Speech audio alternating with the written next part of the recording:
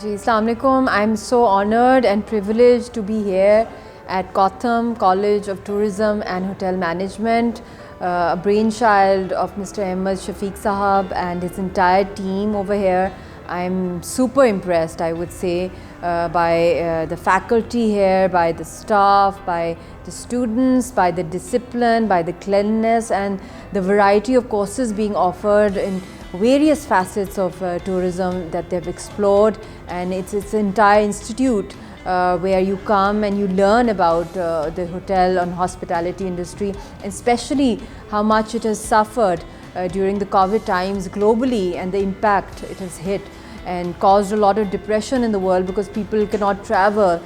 for enjoyment or for travel for their business opportunities or work opportunities. And I think it's very important that now we must join hands and rebuild this industry together with the state-of-the-art facilities being offered here and encourage them, and they have dynamic students who are representing